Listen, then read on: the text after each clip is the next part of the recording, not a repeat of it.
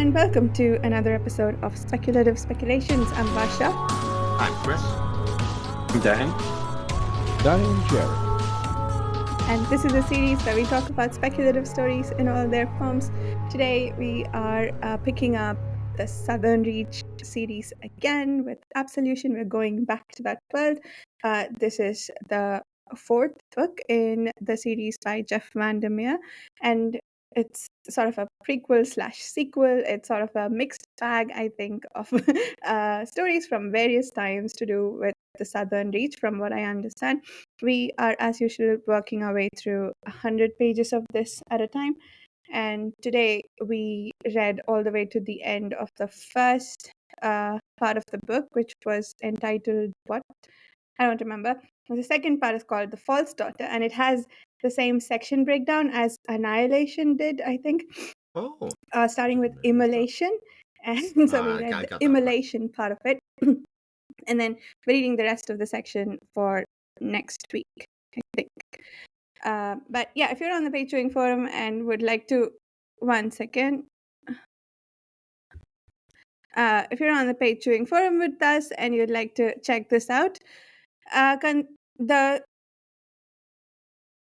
could you guys hear that? Something randomly started playing on my laptop. Okay. No.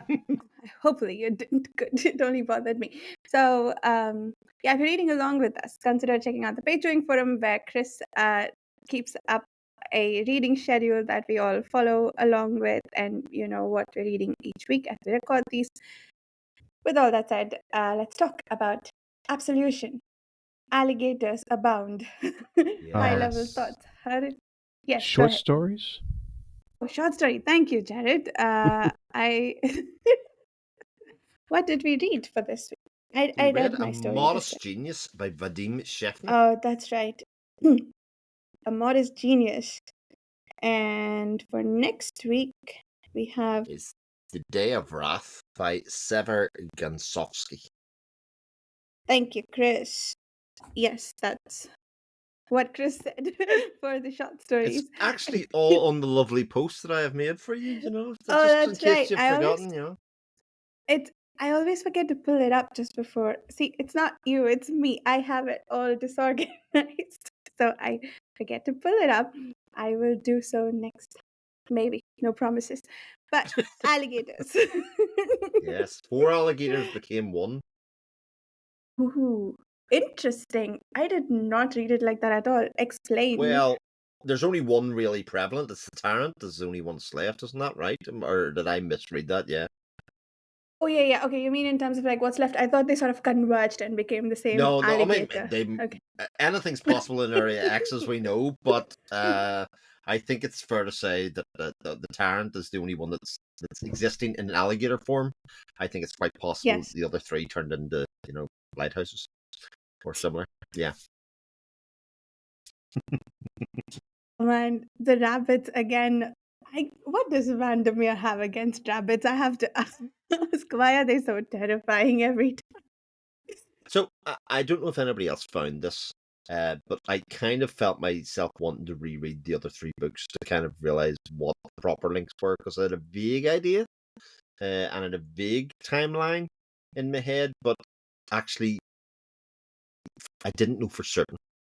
And I felt that kind of need to know, because it is that book series, isn't it? In terms of like, you have to join up all the pieces to get the most out of it. But yeah, it was definitely a sense of, oh, I recognize Jack, but who's old Jim?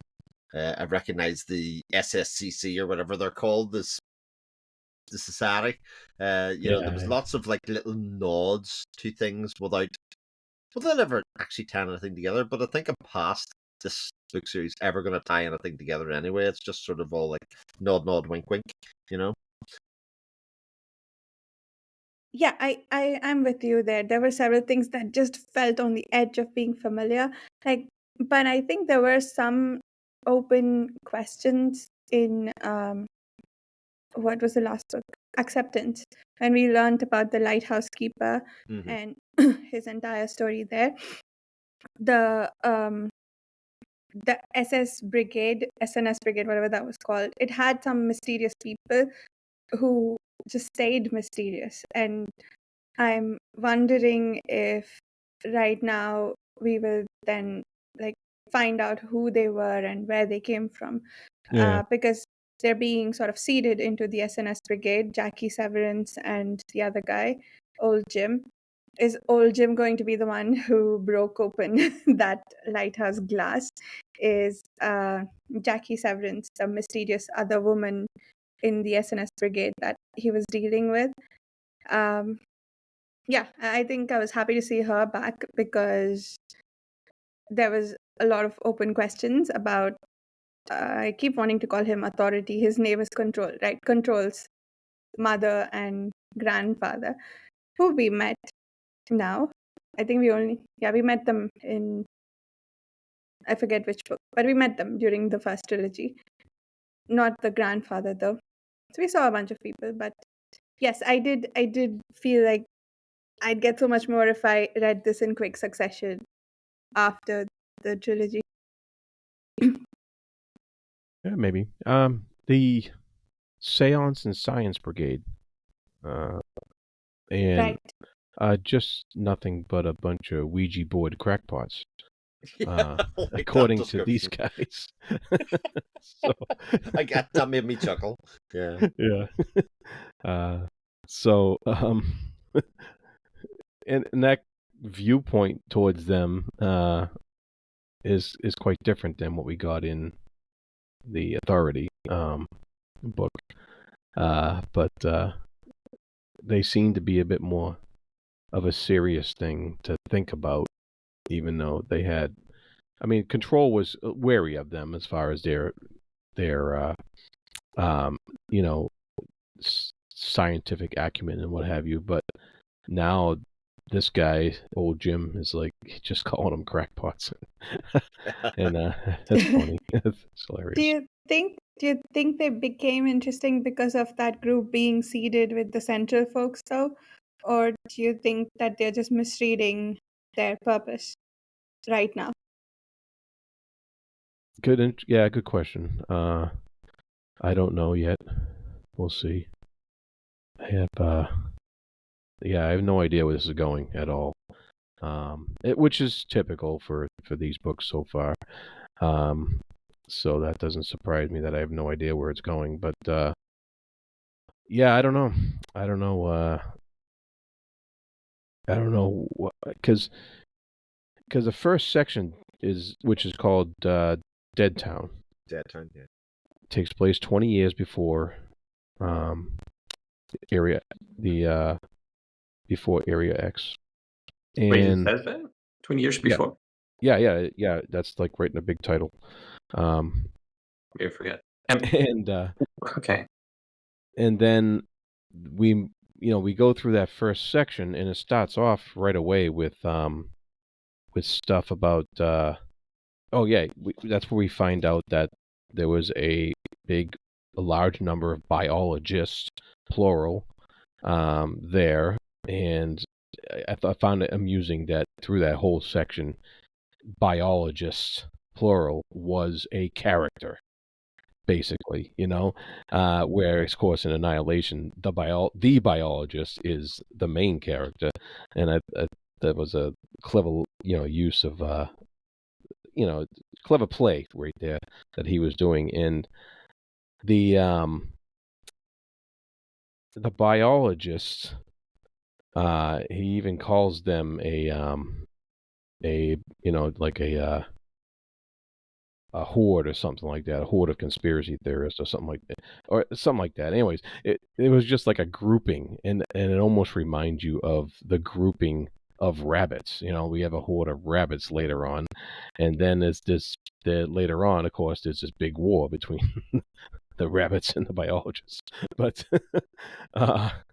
so he sets all that up, and the And the whole thing is Old Jim looking back at records and basically piecing things together. So there's still that whole aura of mystery around everything, because we don't know if Jim has all the records, if Jim has we actually know it's only partial because he says some of them are soggy and some of them are wet and some of them are unreadable, and so we don't actually know the whole story. We just know it from what old Jim's able to piece together, which is it's as far as tone, it fits right in with the whole original trilogy and all that stuff, and I enjoyed that because that was part of the fun of reading the first trilogy. You know, it was an enjoyable literary conceit almost that you had a lot of fun when you were going through. But as far as what's actually going on, I have no idea. What is this? One thing I wasn't not exactly sure is what's the timeline of this relative to Saul's story in the previous book? Who? Like Saul, the lighthouse lighthouse keeper. Oh, right. Is it? Yeah. My Before. guess is that it's about to come, but I'm not super clear on the timeline. So the 20 years before Area X, I actually read it as before Area X even happened, just that area. But I think it's 20 years before the events that we read about in the Area X series, is my guess, like based on the ages of the people that we meet now. And they keep thinking about the lighthouse as this like distant beacon, and it has to be, the breaking of that glass has to be either before or after the event of the biologist expedition. However, Jim and Jackie presumably are going to be planted in the SNS brigade now, so that's making me think the lighthouse events are yet to come. Yeah, I guess so. Because my big Because one of the question things I is, was sorry, Chris, go ahead. oh well, you might be bringing up the same point, Dan, but it's this isn't the first expedition, though, is it? Or it is the first expedition? You know, it's not because there's two team leaders in this, and there wasn't, and it was obviously Laurie, I think, is the team leader for the proper first expedition. So this is just sort of exploratory at this stage of the area that we've got. Yeah. But I think in previous books it did say like, oh, there were expeditions before the expeditions, right? Even before Area X came out. I think it was mentioned at some point. There were like more unofficial things that happened like that. So yeah, because I was kind of confused, like at the beginning, like the way it starts. I expected it to start like normal and then become weird slowly. I was kind of, I don't know, not offset. Like I wasn't exactly sure how I was supposed to feel like, because the way it starts, it feels almost like they're already in Area X, like they're already in almost the beginning of the first book. But this is way before, so I'm kind of like, I don't know, a bit confused, I guess. And also because the way that it's written, not just what happens, but the way it's written more like the beginning of book one than the beginning of book two. Because the beginning of book two starts like quite normal, and then you gradually go into the weird things. But here it starts like really weird, even though there's nothing weird happening, really. It's just written weird. Like the first part of this first section, there's nothing really weird happening for most of it, I think. It's just written weird. In the sense that it's like, oh, it's like these perceptions and these weird descriptions, but you know what I mean? You're very accepting of rabbits turning up with cameras around their neck. Like, I mean, that to me, that's quite weird. I think that's halfway in the first section. Yeah. Like it is, but that stage, yes, it's absolutely. Yeah.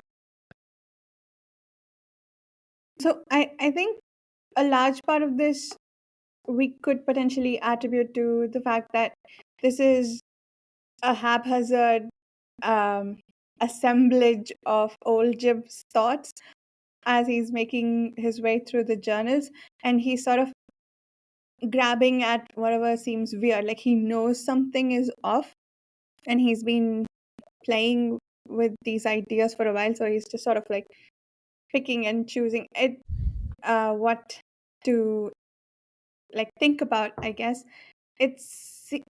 to me, it's like a weird blend of the first and second books, because it's got that distant perspective of like Control trying to make sense of things that we know about from the first book and other things besides.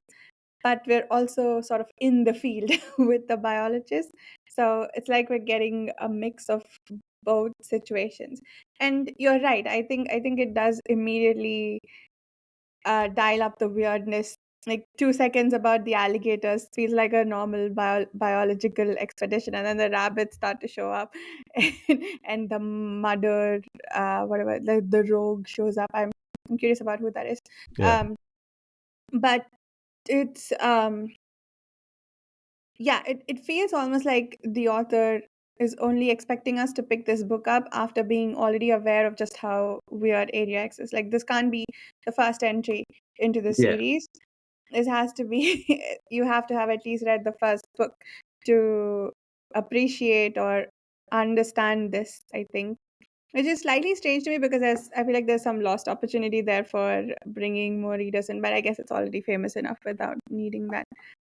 But oh, the rogue reminds me that, yeah, I'm very confused about the lighthouse timeline, because the rogue sounded a lot like how the shiny creature who was formerly the lighthouse keeper was in the tower tunnel thing at the bottom of it. I like the crawler, that's what they called him. The and he was described as like this made of light creature made of light. So whoever the rogue was either had a similar encounter with the outside earth influence, or this is the lighthouse keeper.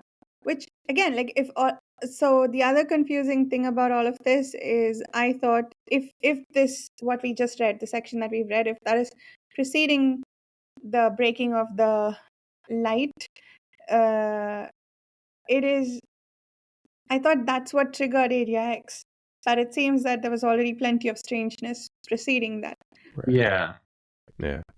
And it's the main thing about the ending of this section of Dead Town is that Jim, like, he specifically says that Dead Town was wiped out, like cleaned up, wiped of any other trace, and the rogue there's no sign, no sighting at all, as if none of this ever existed. So he's looking up something that seems to be specifically made to be off the record and wiped out, and nobody's supposed to know about it. And that is, you know, is the secret things that may have been hinted at in previous books about there was stuff before the expeditions and the what have you, and before Area X itself was was formed, as far as the government's concerned. Not the So stuff before Area X was the stuff between the lighthouse and the first book. That's what I thought. But maybe there's before stuff even that, I guess. yeah. Yeah, but Well, the next section we get into is the false daughter, and that's Mhm. takes place 18 months before Area X. So I don't know where that fits in the timeline of the lighthouse. But... sort of feel yeah. like Sorry, go ahead. the whole point of this first section is for you to question when it is. I think that's very intentional, because these are very puzzle boxy books that kind of like you do trying to fit pieces together. And there's enough evidence to say that it's after the incident with the light breaking in the lighthouse, as much to say before, because of the kind of us trying to make sense of who people and characters are and where they fit in that regard. And it sort of makes me think, I don't think I've ever read a book beforehand where I really questioned an author's intention in writing the book, because obviously there's quite a big gap between acceptance and the writing of Absolution here. Like, why write this book? Was it just to go back into that frame of mind of trying to fit all this stuff together and kind of let people who are fans of that kind of fiction live in that world again and play this game again? Like, I would imagine for Jeff Vandermeer, and there's a lot of it in that, in terms of like, I don't really have to have it make sense.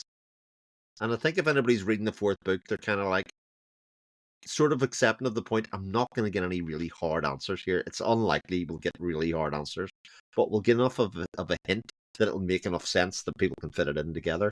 And I'm sort of not hanging myself on the fact that everything has to fit together, maybe in the same way as it was when I was reading the first three books, in terms of, oh, this has to be about that place, because I'm sort of at peace with the fact that this could be multiple things at the end of it. By the time we get to the end of the book, I could think of this in different, multiple ways, and that'll be fine. That's sort of what he intends.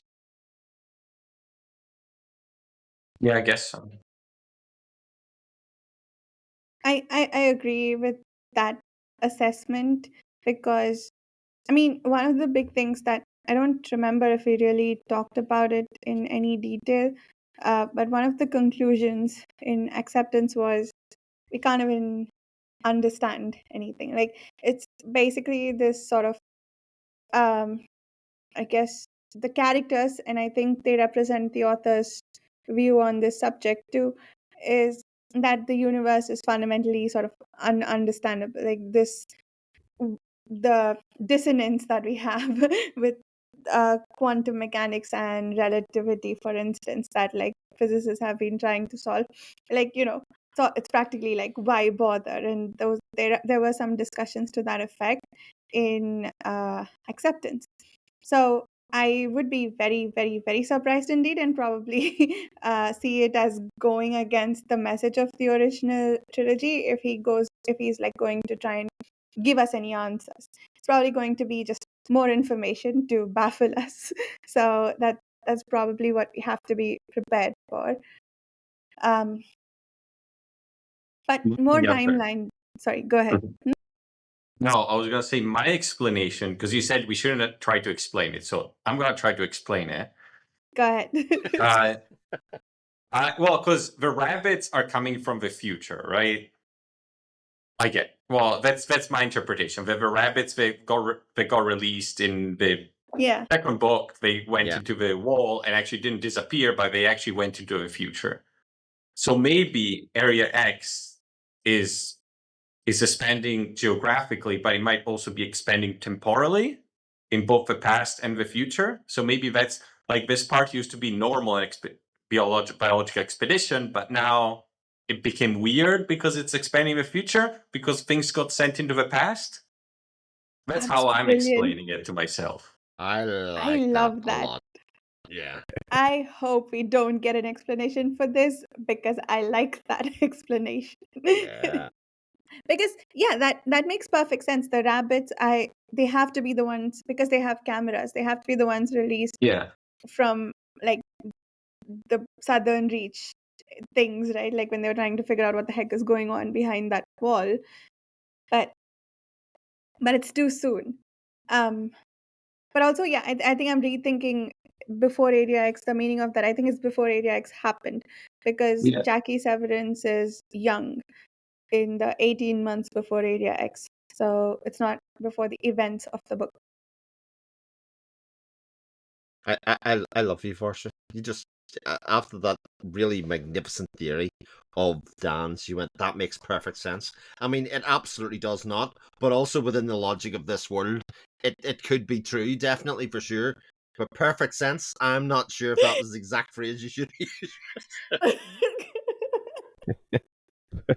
In the world of the Southern Reach, perfect sense is an oxymoron. Right? It is an oxymoron, indeed. I think we've maybe summed up what this series is. Yes.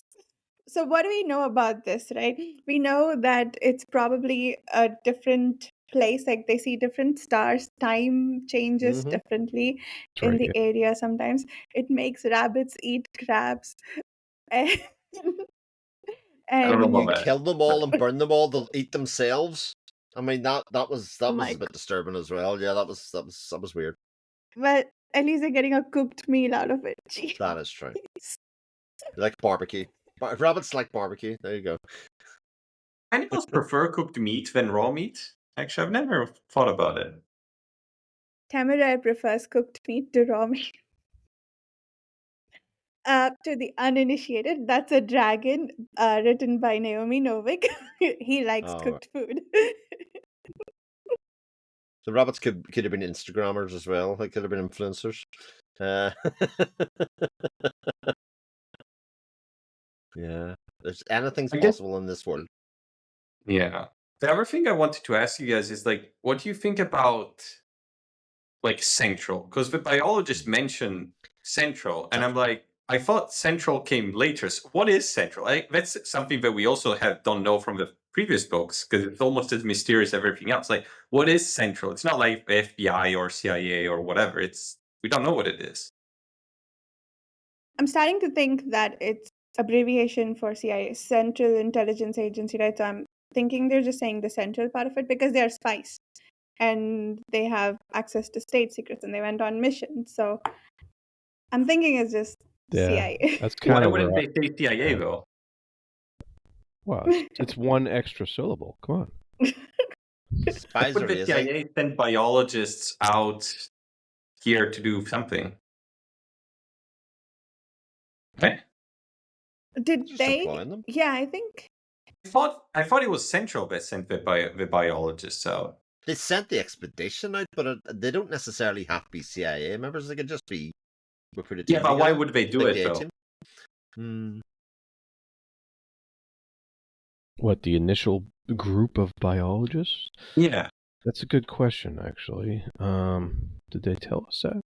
Because like based on what they like the description of what biologists do and what they say, it's like it's all very kind of weird. It's like, why do you need so many people to do it? Why do you do a bunch of like this weird different things? It doesn't make too much sense with what I know of scientific experience and research.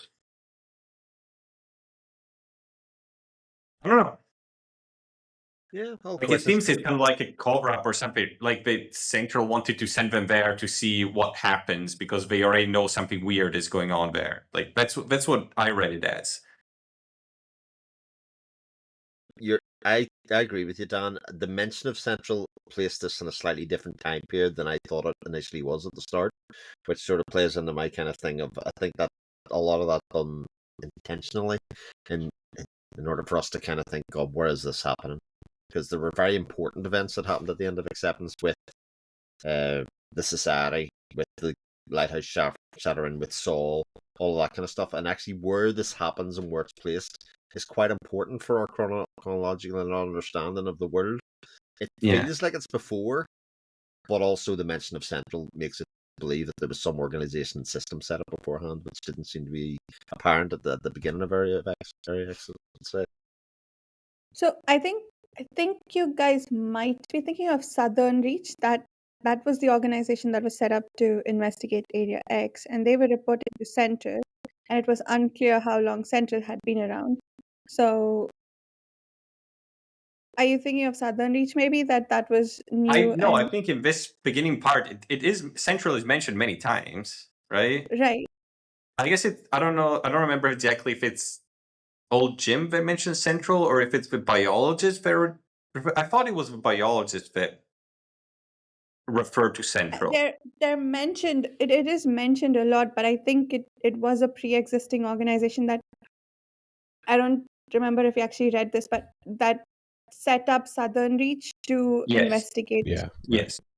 Yeah. I know that, but I just don't know who set up Central and what is Central doing? Why do they send these people out? What's their purpose? Okay. Yeah. Okay. So I just thought of it as the intelligence agency. Like I unabbreviated it to CIA in my head, and I'm like, it's been there all the time. There's something weird going on that they don't want everybody to know, so they're doing covert operations here. That was my reading of it. Sorry, Chris, go ahead. Yeah, it definitely feels though that Central is Jack Severance, though. More so than anything else. He seems to be the person with his finger on the pulse, hands the keys, whatever kind of thing you want to say about that. It seems like he is the person that's in control of both sending the expeditions out, who's chosen, who's going to send back in, and as always, Jack Severance seems to have a better awareness of what's going on, even from the very start, than anybody else in some ways, because he's not swayed by weird things happening. It's just okay, yeah. I think there was a pretty strong indication in the second book that Control's parents worked for Central in other capacities other than the Southern Reach, in that it was definitely he never like said CIA, but it was definitely hinted that it was a CIA like operation. Maybe he just kept it different for the sake of his novels, rather than just saying, Yeah. just a government agency that deals in spycraft, and calling it Central is equivalent to it being the CIA. Yeah. I wasn't sure if he was like doing that or if he was trying to imply, oh, it's a third organization, which is either more secret or more less, less public, that does weird things. Yeah. I'm not sure which one it's supposed to be, but I see.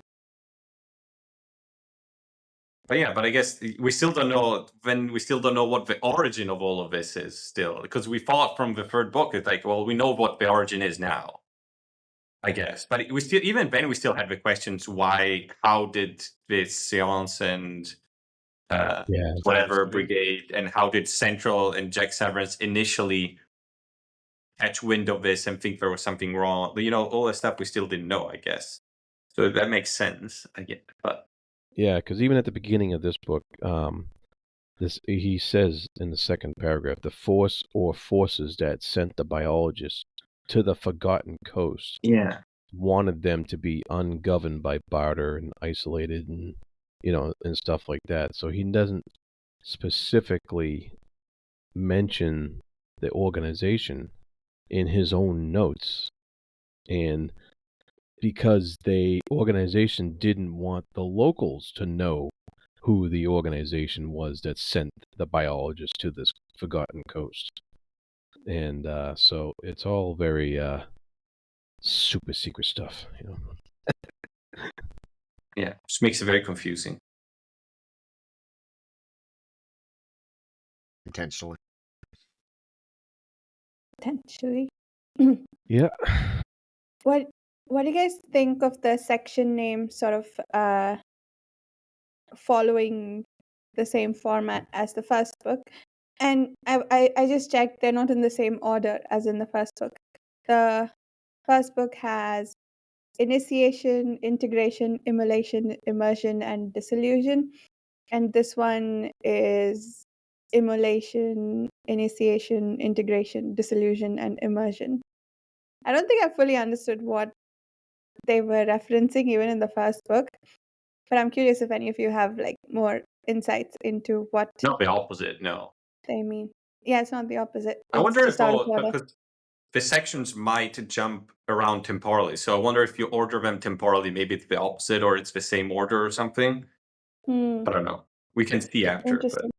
But It could be that in this temporal universe that related actions happen at the same time. So the act of immolation, the burning of the rabbit's ear, might correspond to a different burning event in another timeline. We think of time chronologically, but also if it's temporal, it might just be linked by event. So we're really going deep now. Yeah. This is I'm very curious about that. Like that's a choice, right? Like it is a very deliberate choice, and I need to know. maybe he's just doing to fuck with us. He's just like, randomly rearranging it, just like, you spread breadcrumbs that might hint at something, even though there's nothing behind it. Much just like Area X. Well, it's that classic idea, Dan, isn't it? That if you take away a lot of the sense of the way that our world works, anything's possible.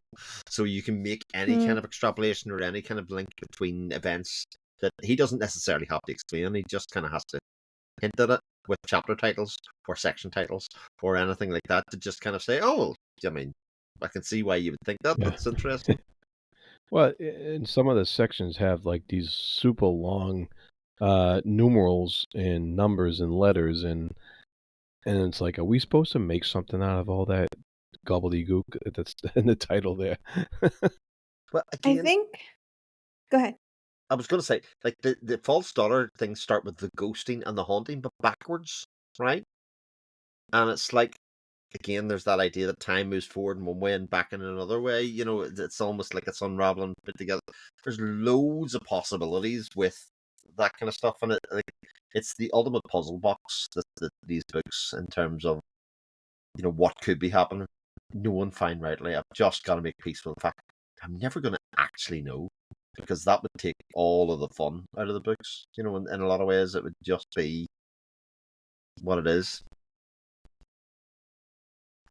Yeah, that I agree. But also the reversal, what you just said about like being in and out of time, I feel like adds to the theory that Dan had about maybe it's expanding Oh, in I love time that, too. and to be honest, I'll probably carry Yes. that the whole way through the book now, thinking actually it kind of Yeah. explains everything and nothing at the same time. Yes. It's just one of those great theories. Yeah. I need this to be true. Yeah, yeah.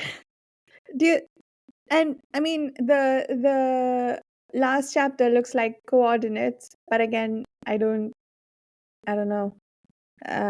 Coordinates to what? It unless we know, even guessing at these things Well, doesn't here's feel the like question: it they helps. didn't actually mention the lighthouse in these chapters, did they? Yeah, there was one mention. Was there one just because I was Yeah. sort of looking out for it a couple of times to kind of say again that would give it some grounding in terms of where we are in Area X, kind of what part, all of that kind of stuff.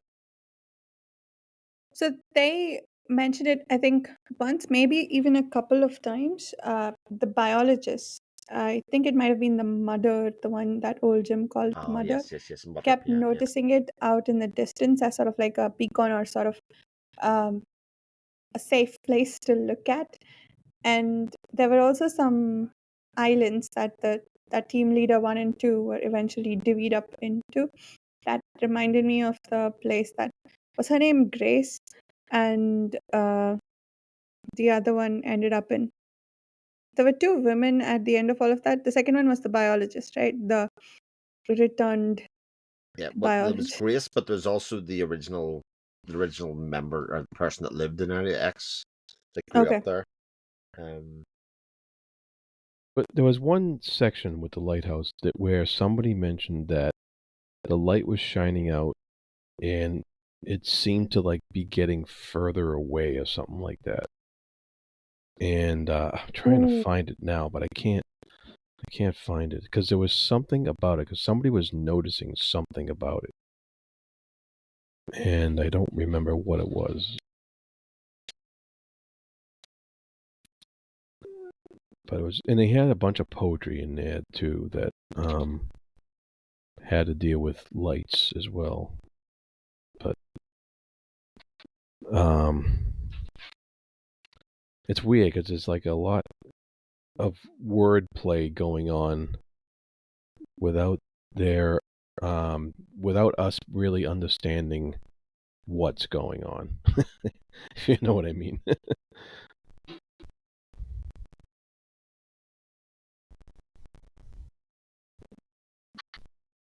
Yeah, I wish I I could just find like that. searched the Kindle book. There are like 6 or 7 references to the lighthouse. One was when the guy, I think the rogue, had apparently taken the walking stick that is kept near the lighthouse loop. Uh, and he had taken that, and people were mad at him for that. and then yeah, there's a lot of references of the lighthouse. And then towards the end, they noticed that the lighthouse had stopped shining out, that the rest of the world had fallen away. Yes, that's what it was. If the rest of the world had fallen away, yeah. That's Yeah. what I remembered, yep. So the lighthouse was shining, so this has to be before the lighthouse broke, right? The light broke. And um and I think the other bit was had fallen away. That could be like the thing about other worlds and the stars, right? So might be that too.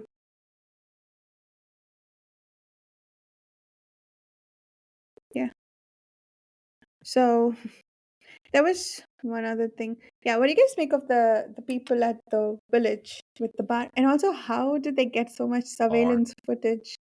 Where was that located? I couldn't picture that. How did yeah. again, the use of the bar as a sort of fixture and a point to focus our attention.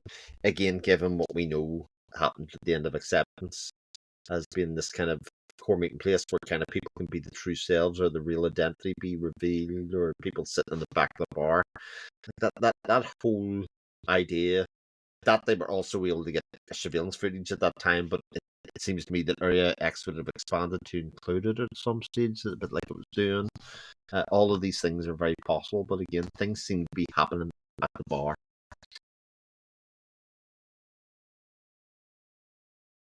Gossiping about the biologist, gossiping about the rogue, and Jim was apparently, I guess, and a lot of the journal entries seems to have been in video form that they got from the biologist and the bar as well.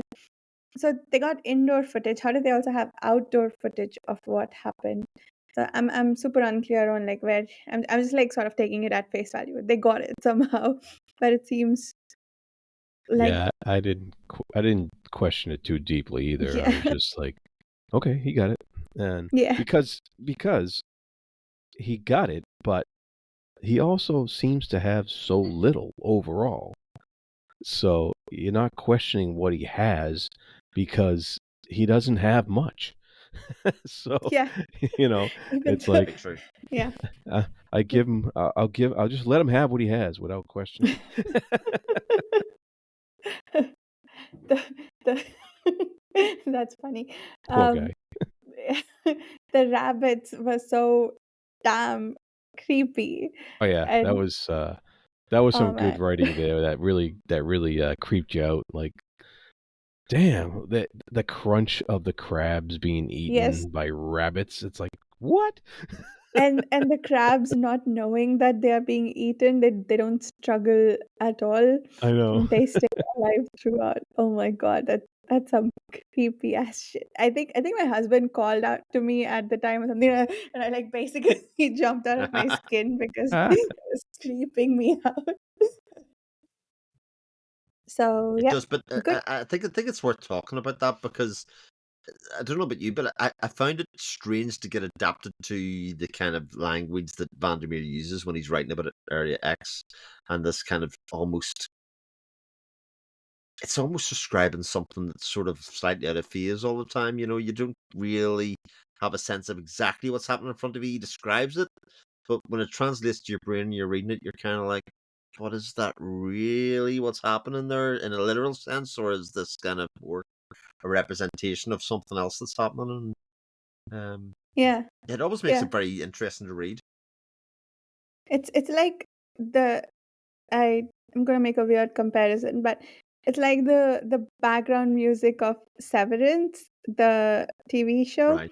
Yeah, It's yeah. like it works so well, the running theme throughout, how it just is just on the edge of discomfort with everything going on, and it's like sure the story, but also the music. It feels like the writing sort of serving that purpose. The dissonance that's sort of running through it, I think, is very, very effective. But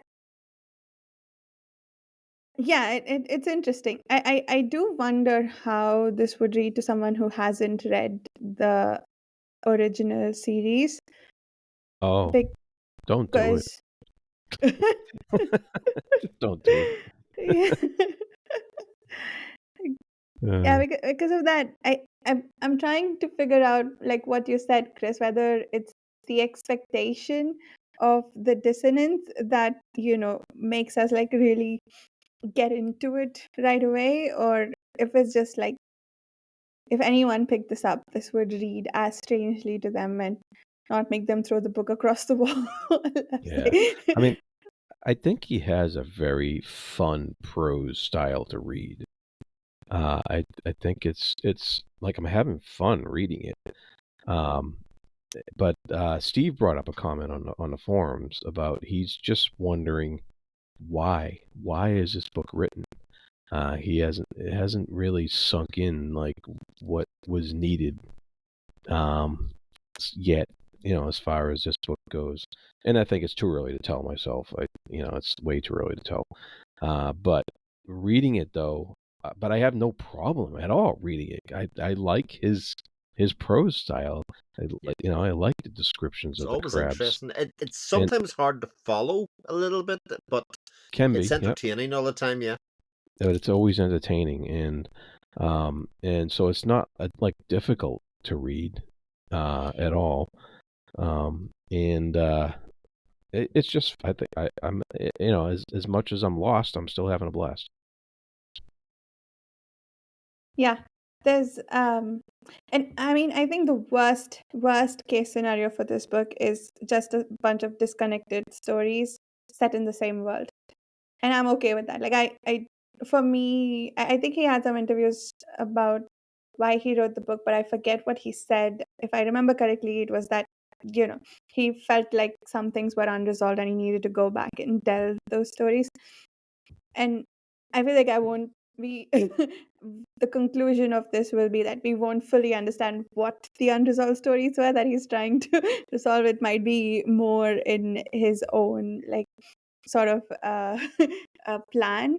But yeah, I think the worst case this could read as for me is just like a collection of stories, and I think I'd be okay with that. Like I'm kind of happy to be back in the world, because the other option is rereading the series, which is great, but it's also fun to just go back through different eyes.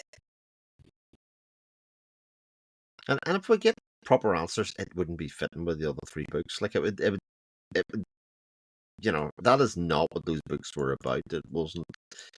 It's not really why I think if anybody likes all three books and would be interested in the fourth book, you know what I mean? There'd be people that have read the first book and I've seen don't like the second and third books because it feels like they're wasting their time a little bit. But anybody that's in at this stage and still enjoying the series wants just more of that. Pretty much like you said, Varsha. Just give me more stuff in this world in that style, and give me more of the playground, because that's all Area X is. At the crux of it is like weird shit happens in this place, and I often feel it's a bit like, I'll not use the Lost reference, but I'll say Doctor Who, right? So when they remade Doctor Who and used all of the 60s and 70s episodes, they would do this callback and they'd mention a character name. And fans of the series will go, oh my god, he appeared in episode 7 of series 14, that guy. And this feels a little like that in terms of like there's the rogue, he's a light, and we go, oh, we know about lights. People that radiate. That's something we know about, and you can kind of grasp onto it and say, "Oh, this is exciting. This could mean something," but it also could mean nothing as well. It's kind of just playing with that nostalgia value for the first three books and the weird stuff that happens and all that kind of stuff. So I mean, I'm more than happy just to do another couple of weeks of just reading stuff within this world and kind of going, "Yeah, it'll just add to the mythology." I can't imagine getting to the end of this and going, "That was a waste of my time," because second and third books sort of did much the same thing in a lot of ways. Yeah, I absolutely agree with you. They are I think what might have tripped up folks for the second and third books is like maybe conclusive answers about exactly what what happened, but we didn't get any, and I think based on how we didn't get any, we aren't going to get any more this in this book. So it's just a matter of like, yeah, getting to hang out in the world a bit more, and mythology I think is exactly the right word, Chris. Like just adding adding more stuff for us to like sort of dig into and think about. Yeah, I like this. Modest Cool. genius. Modest Modest genius. genius. A modest genius. Mhm. Yeah. So what did you we have imagine? the story wrap up here, Chris. Oh dear Yeah. God. You're gonna have to fill for me. We have the story of Well, I could probably do it myself, but go ahead. Yeah. Oh, okay. All right. We had the story of a modest genius, basically. Sergei Kladesev is a underappreciated man for his intellectual advancements in the scientific realm, and he is compared to and put up against completely useless and mediocre scientific inventions through the course of the story, and he ends up in a completely useless and mediocre marriage, and then by the end he finds true love. So it's a nice little story, I think. Bravo for that. That was very Nice. good, Jared. Yeah. Yes, it was. Oops, sorry, I put my water bottle between myself and the mic. But yes, that was very good. Oh, Could you okay. even tell the difference? No, I was just about to point that out. Nobody knew that until you said, "Oh, I put a water bottle between." uh, so this story, I think, is all. This sticks out like a sore thumb in the rest of the book. I think because it's pretty much a romance story from start to finish in a lot of ways, Yeah. with sort of like sci-fi trappings rather than necessarily being about an idea. But I quite enjoyed it. I have to say, it was very I easy to did too. read. I think it's very easy to like Sergei and have disdain for just about everybody else in the story, because they're idiots. Yep. Like the girl who's not impressed by his water skates. That's like Like, really? it's like the story of my entire dating life. You know, you try everything, you think you've got this really cool shit, and you bring it to the girl, and the girl has fucking water skates. I mean, what shit is that? Oh, that's fun. And you're Jared like, had to spit out his drink Almost. moment. I almost oh yeah. god. That's hilarious. Yes. Yeah. I I mean, mean, go ahead, go ahead. Jared. Sorry. Oh, okay. I was gonna get into serious stuff. I mean, I but um, but once again, you start at the beginning of the story, and you see as a boy he was considered strange, and he was already, making drawings of machines instead of doing the normal boy things, and grown-ups considered the machine uneducational and took it away from him. And that's just basically the theme of the whole story. Everything that he's doing is not considered proper for the society he's living, and it gets either taken away from him or ignored or looked frowned down upon. And so that he tells us basically what the theme of the whole story is right there in the first paragraph, as usual. And like you said, Chris, you nailed it on perfectly in the head with the dating thing. And yeah, that first rejection he gets from Svetlana, where his eyes are downcast and he says, "Well, you're honest anyway." I felt like I was like, yeah, I totally feel what you're feeling there, dude. It's like that's like the most horrible feeling in the world, and you walk away and you're shaking your head, and I'm just like, yeah, I get it. And that girl, Svetlana, was very impressed by this very exciting man who invented a fucking can opener that was tonnage that people would queue up and take a ticket for to with their cans. And I was like, this is actually hilarious. That was hilarious. Oh, I love that. Any other method of opening a can would be easier than that. But you're dumb. You don't know what you're talking about. You just don't recognize the genius of my husband. Oh my god. Just But even she says, are you going to get one? No, it's completely impractical. I wouldn't have one in the house. It's too big. It's too whatever. But people will love it. My husband says it's going to be incredible. And right, okay. And you have to. Not only do you not. Does it cost a town like $1 million gazillion dollars or whatever it was, but you actually have to pay every time you use it. So I'm just like, instead of just buying one can opener. and to come full circle, the girl who's actually in love with him and has been in love with him his entire life doesn't even know he invents shit. Like, she's totally unimpressed. She just loves him for who he is, and even though he has these incredible inventions that as a reader you're going, that's amazing. You can walk on the ceiling, you can double your floor space in your apartment, and it's not like that's just great. Yeah, She's and then like, he's like, "Shh, quiet. We might get charged more rent." Oh dear, it's it was such a fun story. and a woman who rejects him, she's like, I want to marry someone smart, and then marries the other guy. This guy just invented skates for you. Water skates. But the thing is, Svetlana seems genuinely happy with her lot. You know what I mean?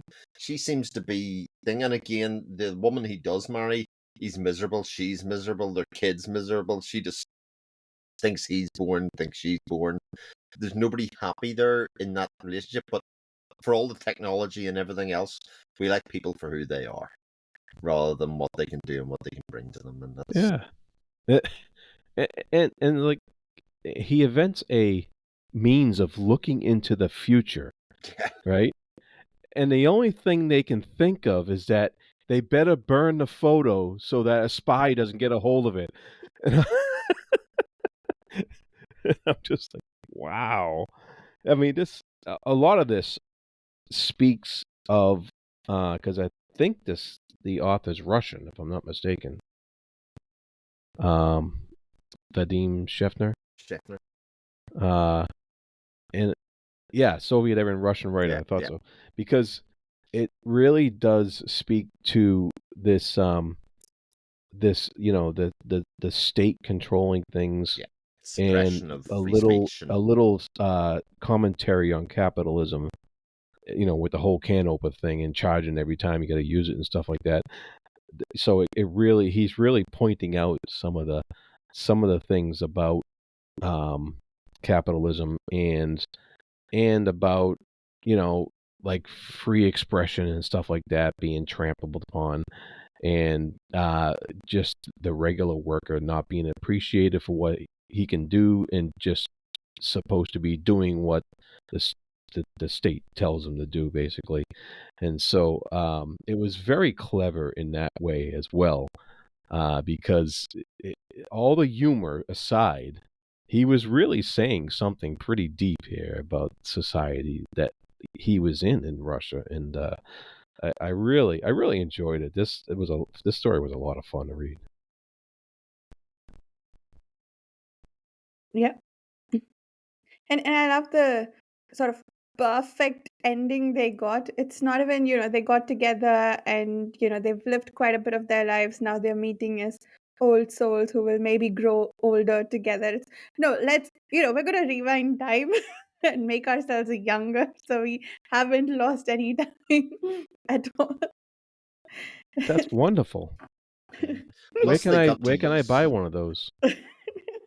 Be wasted on people as good looking as me and you and Varsha Jared. Like, it just it just done me nothing but favors, apart from the ability to walk upstairs. But that's true. Yeah.